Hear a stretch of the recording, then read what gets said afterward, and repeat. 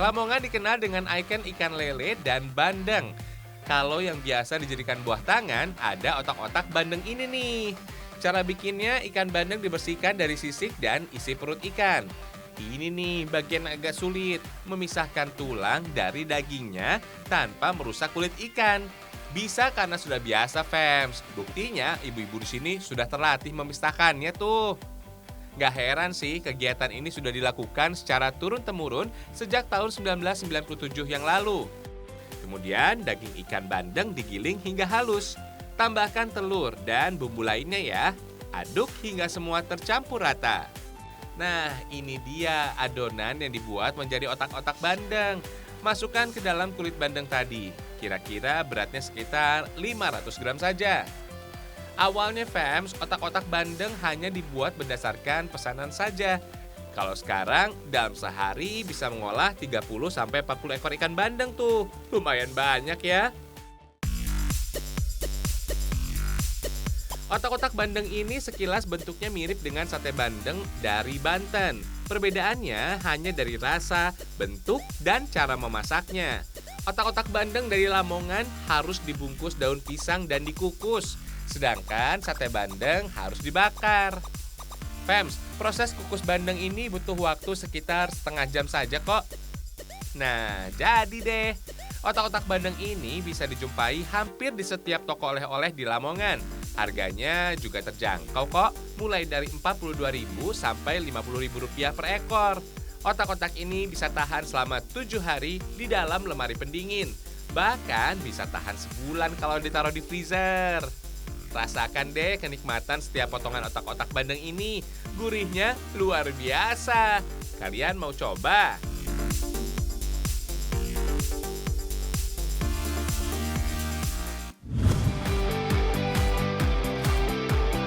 Gepuk daging ini, fams, dikenal sebagai menu istimewa dari tanah Sunda. Biasanya sih disantap sebagai menu andalan ketika ada botram alias makan bareng. Nggak cuma jadi menu rumahan saja, kalian juga bisa menjumpai gepuk di berbagai rumah makan di Subang, Jawa Barat.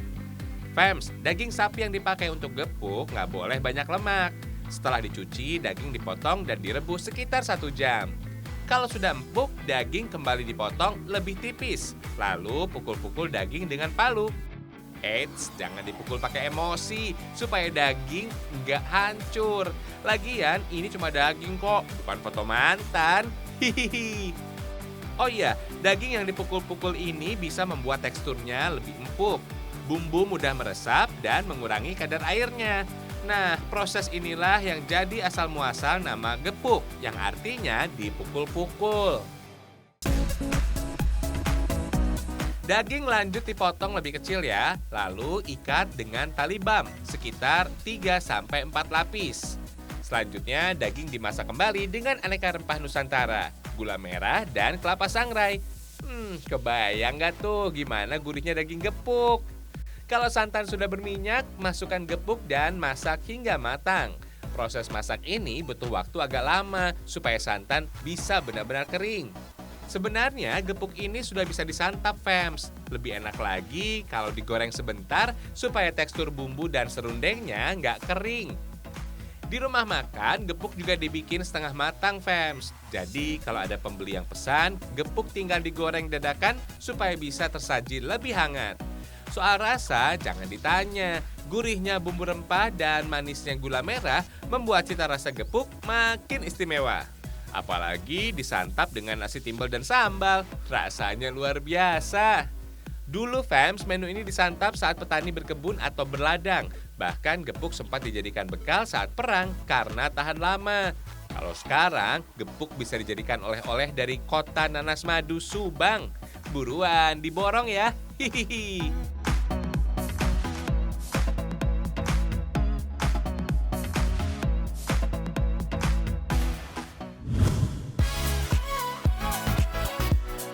Lanjut, kita cicipi kudapan ringan bontot asal Karawang. Sekilas bontot Karawang tampilannya mirip dengan pempek lenjer. Kalau bahan utamanya dibuat dari ikan dan udang. Kini nggak semua orang bisa membuat bontot, tapi kalian bisa jumpai tempat produksi bontot di daerah Kalijaya, Rengas Dengklok, Karawang. Daerah ini terkenal dengan penghasil kerupuk udang dan ikan.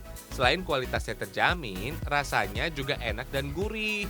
Proses pembuatan bontot nggak ada bedanya dengan kerupuk, fams. Bahan yang dipakai ada tepung tapioka, telur, dan bumbu-bumbu yang dicampur dengan ikan remang atau udang.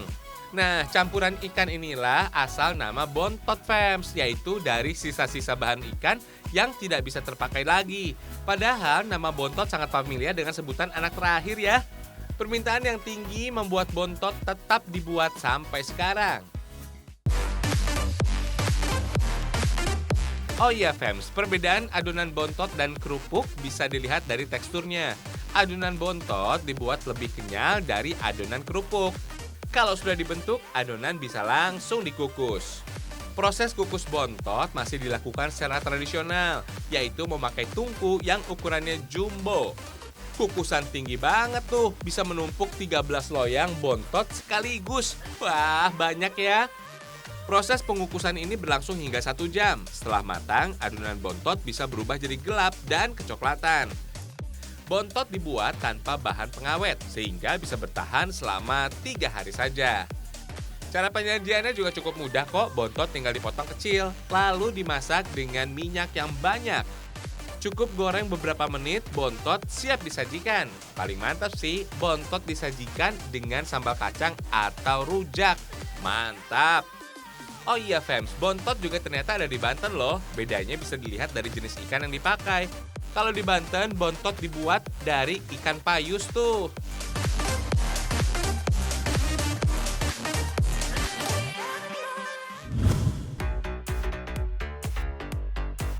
Sekarang lanjut kita bikin rujak fams. Bumbu ini dibikin bukan dari sambal kacang tanah biasa, tapi ada honje. Rujak honje ini menjadi kudapan khas dari Cikampek. Buah dan sayuran yang dipakai juga cukup komplit loh, mulai dari pepaya, mangga, nanas, dan bengkoang. Spesialnya sih ya bumbu rujak ini fams. Ada gula merah, asam jawa, terasi, cabai, dan kacang mete. Eits, kecombrang nggak boleh ketinggalan ya. Buah yang berlimpah, bumbu yang dipakai juga harus menyesuaikan ya. Jangan ragu memasukkan banyaknya bumbu. Gula merah jumlahnya harus berani fams. Campur sampai rata deh. Lalu campur honje alias kecombrang. Jangan lupa tambahkan asam jawa biar rasanya semakin segar. Disusul kacang mete. Oh iya, kecombrang dikenal sebagai bahan baku yang Indonesia banget. Rasa dan aromanya lebih kuat dan khas. Kacang mete memiliki rasa yang khas dan kriuk-kriuk di mulut fams. Pokoknya rasanya lengkap deh. Ada manis, asam, dan sedikit getir. Sajikan deh di dalam wadah buah nanas. Rujak honje siap disajikan saat berkumpul bersama keluarga. Mantul, mantap betul. Wah, makan buah ini sangat dianjurkan untuk menjaga imunitas selama masa pandemi fams. Vitamin dan mineral di dalamnya juga bisa melancarkan pencernaan fams.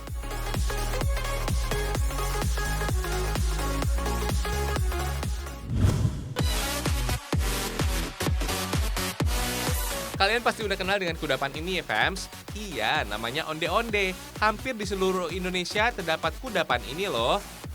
Menurut sejarahnya, onde-onde pertama kali dibuat khusus untuk para petinggi kerajaan pada zaman dinasti Tang dari Tiongkok. Onde-onde juga menjadi lambang kebahagiaan bagi masyarakat Tionghoa tuh. Di Indonesia, onde-onde diperkirakan sudah ada sejak zaman Kerajaan Majapahit yang dibawa oleh pedagang Tionghoa. Lalu, onde-onde hanya berisi gula merah cair saja. Kemudian, onde-onde dimodifikasi menyesuaikan dengan lidah Nusantara, seperti kacang hijau ini nih. Nah, onde-onde yang cukup legend berasal dari Mojokerto. Katanya sih, onde-onde di sini sudah ada sejak tahun 1929. Wah, lama banget ya. Hampir 90 tahun fams, tempat ini tetap setia memproduksi onde-onde setiap hari. Onde-onde di sini diolah tanpa bahan pengawet loh, sehingga hanya dapat bertahan 1 hari saja. Makin kesini isian onde-onde makin bervariasi, seperti rasa coklat dan keju. Fams, onde-onde digoreng dengan wajan jumbo dengan tingkat minyak yang banyak, dengan suhu 150 derajat Celcius. Proses menggoreng juga harus hati-hati ya, jangan sampai onde-onde bolong fams. Nah, onde-onde di sini bisa dijual fresh from the oven. Wajan deh. Pokoknya onde-onde di sini jual dalam keadaan hangat. Fams, ada yang istimewa nih. Ini dia onde-onde melted alias meleleh dengan fladurian dan pisang. Onde-onde ini berbahan dasar original yang diberi tambahan fladurian dan pisang di dalamnya. Pokoknya istimewa deh. Soal rasa jangan ditanya. Onde-onde di sini paling laris dengan rasa yang legit dan manis. Kayak kamu. Hihihi.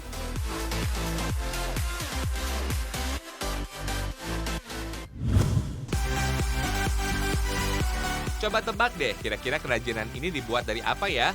Ternyata kerajinan unik dan cantik ini dari kaca. Tepatnya limbah kaca yang tidak terpakai lagi, Fams. Bentuk dan warnanya keren banget ya. Apalagi saat berada di tempat gelap. Jadi makin terlihat glowing. Kerajaan kaca ini asalnya dari daerah Cinunu, Kabupaten Bandung Timur. Jenisnya bermacam-macam tuh. Kalau yang paling menarik perhatian sih, kerajinan kaca networking. Sekilas bentuknya mirip dengan sarang laba-laba atau sarang lebah yang saling terkait. Inilah yang membuat kerajinan ini disebut networking, alias saling sambung. Kelihatannya memang sederhana, tapi butuh teknik khusus untuk membuatnya. Bahan bakunya ada sejumlah serpihan kaca. Awalnya kaca harus dipanaskan secara perlahan untuk mengontrol sifat kaca yang mudah pecah saat terkena panas. Dalam kerajinan ini harus dipastikan tidak ada rongga atau gelembung udara di dalamnya. Soalnya bisa menyebabkan kaca jadi mudah retak dan pecah. Setelah meleleh, tarik kaca dan bentuk sesuai keinginan. Teknik ini Fams menggunakan sambung silang.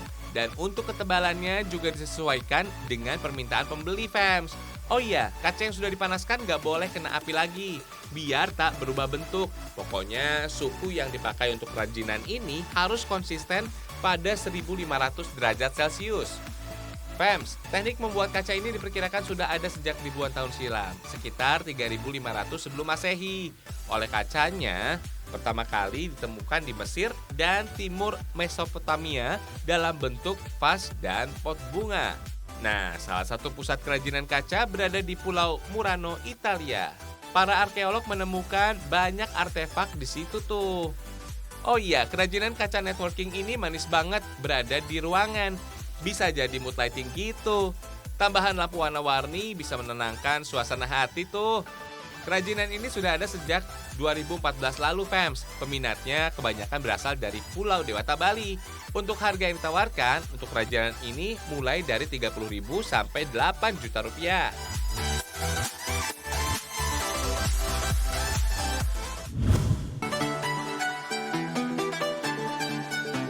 Banten gak cuma terkenal dengan jawarannya. Ada juga nih lokasi wisata yang wajib masuk dalam list liburan kalian. Letaknya ada di ujung paling barat Pulau Jawa, Banten, dan berbatasan langsung dengan 3 perairan sekaligus. Ada Selat Sunda, Laut Jawa, dan Samudra Hindia. Namanya Tanjung Lesung, Fams. Tempat ini sempat redup karena terjadi gelombang tsunami yang terjadi pada 2018 lalu. Tapi tetap recommended kok sebagai tempat mencari vitamin C alias laut. Di sini ada banyak permainan yang bisa kalian coba. Misalnya jet ski ini nih. Sebelum mencoba wajib mendengar instruksi ya, supaya nanti lebih aman. Layaknya mengendarai motor matic, jet ski cara mengoperasikannya hampir sama tuh. Buat pemula nggak boleh ngebut-ngebut ya, biar tidak terjadi hal yang tak diinginkan. Walau terlihat sederhana, bermain jet ski nyatanya dapat membakar 200 kalori dalam waktu bermain selama setengah jam. Jet ski ini terinspirasi dari kereta salju pada tahun 1960-an dengan nama personel Watercraft. Kalian bisa loh mencoba wahana yang mengapung ini. Kalau permainan ini Fams namanya Rhino Aqua Splash. Saat berada di dalam bola besar ini, kita jadi merasa sedang berjalan di permukaan air tuh. Permainan ini bisa dibilang aman untuk anak-anak. Di sini kita bisa melewati berbagai rintangan sampai melompat. Wah, seru banget deh. Kalau sudah capek dan lapar, kalian juga bisa menyantap masakan khas dari Pandeglang, Banten. Ini dia angen lada. Angen berarti sayur dan lada artinya pedas. Kalau namanya sayur pedas, hidangan ini justru terbuat dari jeroan dan daging. Nggak ada sayur-sayurnya tuh. Sekilas memang mirip dengan gulai karena warna kuahnya yang kemerahan. Ada tambahan daun walang kering yang dipakai sebagai bumbu rempah. Katanya daun ini cuma ada di Pandeglang, Banten. Biasanya menu ini ada dalam setiap acara-acara besar di Banten. Kalau sekarang sih beberapa rumah makan juga sudah menjual menu angin lada. Harganya juga nggak mahal-mahal banget kok. Satu porsinya hanya Rp12.000 saja. Ada lagi nih spot wisata yang nggak kalah seru. Namanya Bukit Waruwangi. Spot ini lagi hits banget di kalangan anak muda yatim, terutama yang berasal dari kota Serang. Tempat wisata ini menyenangkan, fams. Biaya masuknya juga murah meriah. Tiket masuknya cuma Rp2.000 per orang. Menu yang ditawarkan di sini juga cukup terjangkau loh.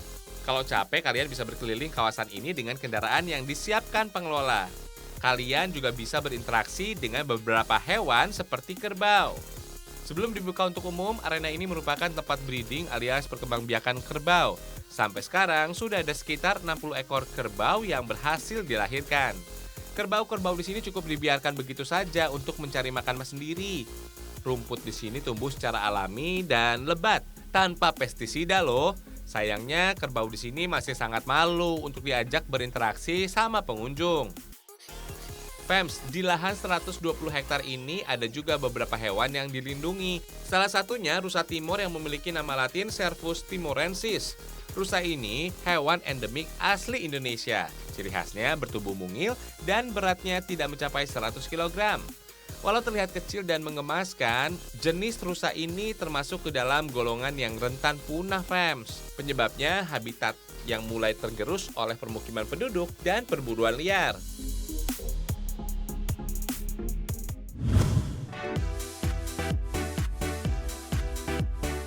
Ini fams, hidangan nggak biasa. Bukan dari daging sapi, bistik ini justru dibuat dari torpedo. Sebenarnya bistik identik dengan hidangan sejenis semur asli Portugis yang diadaptasi sebagai makanan orang Belanda. Sedangkan torpedo, organ vital yang ada pada kambing. Kalau dimasak dengan baik, hidangan ini bisa memberikan rasa yang nikmat aduhai. Beberapa orang mengincar torpedo karena dipercaya bisa meningkatkan stamina setelah dikonsumsi tuh, fams. Sekarang kita bikin bumbu baceman dulu. Bumbu inilah yang membuat hidangan menjadi lebih lembut dengan rasa yang gurih dan manis. Kecap menjadi komponen penting dalam pembuatan bistik, fams. Jangan heran kalau bistik memiliki cita rasa lokal.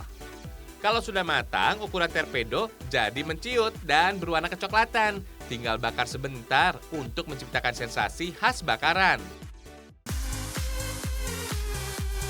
Sekarang masak sausnya deh. Tumis bawang putih, bawang bombay, dan tomat sampai layu dan harum. Tambahkan deh kaldu dan air perasan jeruk nipis. Setelah mendidih, masukkan kentang dan torpedo buah bacem. Tambahkan deh kecap untuk menambahkan ciri khas bistik. Bistik torpedo disajikan dengan hot plate alias piring panas supaya hidangan ini tetap hangat saat disajikan.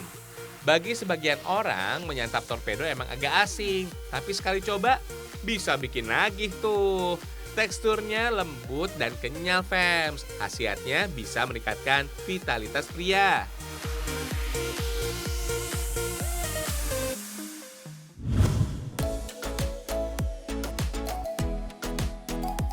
Ini dia menu olahan dari sapi. Iya, semur, fams. Tapi semur ini bukan dibuat dari daging sapi, ayam, atau telur loh. Tapi lidah sapi. Fams, lidah sapi memiliki tekstur yang berbeda dari dagingnya. Agak berserat, tapi lembut dari daging pada umumnya. Sebelum dibuat semur, lidah sapi harus direbus dulu sampai setengah matang. Proses perebusan ini bukan cuma bikin empuk, tapi bisa menghilangkan bau amis lidah sapi.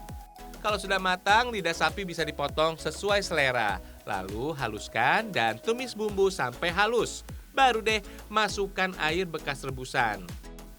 Dijamin harum deh. Jangan lupa tambahkan kecap manis, bawang bombay, dan rempah lain. Tinggal masak hingga matang. Oh iya, fams, semur sebenarnya hidangan yang berasal dari negeri kincir angin Belanda. Nama semur berasal dari kata smoor, yang artinya hidangan yang dimasak dengan kuah tomat dan bawang secara perlahan atau lama.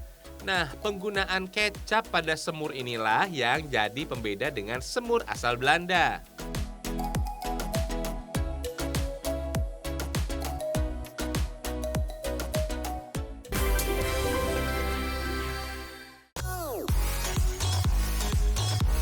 Ingat ya fams, wabah virus corona belum selesai. Tetap gunakan masker selama beraktivitas fams.